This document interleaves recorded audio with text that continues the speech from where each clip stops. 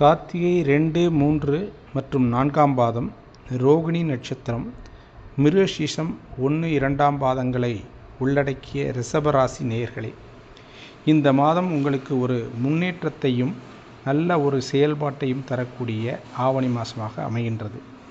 இதில் தங்களுக்கு சூரிய பகவான் ஸ்தானஸ்தலம் பெறுவதால் முன்னேற்றமான பாதைகளும், வேலைகளில் விறுவிறுப்பும், எடுத்த காரியங்களை வெற்றியாக்குவதில் உறுதியாகவும் இருப்பீர்கள்.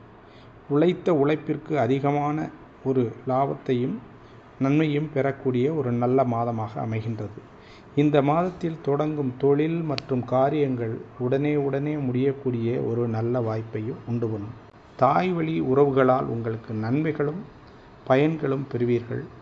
வெகு நாட்களாக சந்திக்காத உறவினர்களையும் நண்பர்களையும் சந்திக்கும் வாய்ப்பு ஏற்படும். வழக்குகள் மற்றும் பிரச்சனைகளில் இருந்து வந்த காரியங்களில் சற்று தொய்வு ஏற்படும். ஏனென்றால் பூர்வ புண்ணிய ஸ்தானத்தில் செவ்வாய் பலம் பெறுவதால் வீடு மற்றும் பூர்வ புண்ணிய சொத்துக்களில் ஏற்படும் காரியங்கள் சற்று தடங்களும் சுணக்கமும் ஏற்படும். மனைவியிடையே ஏற்பட்டு வந்த பிணக்குகள் முடிவுக்கு வரும்.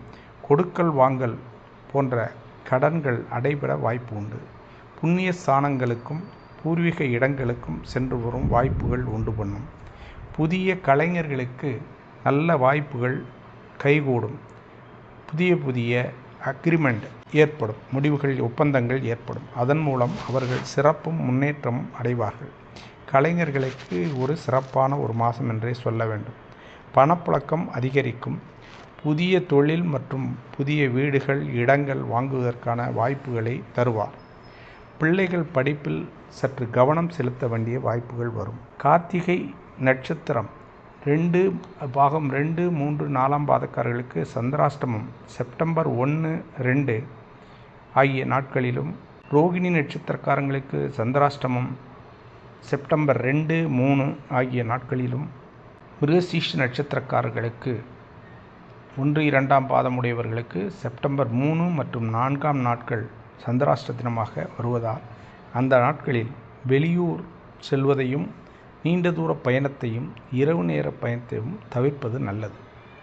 தவிர்க்க முடியாத பட்சத்தில் அதற்கான பரிகாரங்களை செய்து செல்வது நல்லது.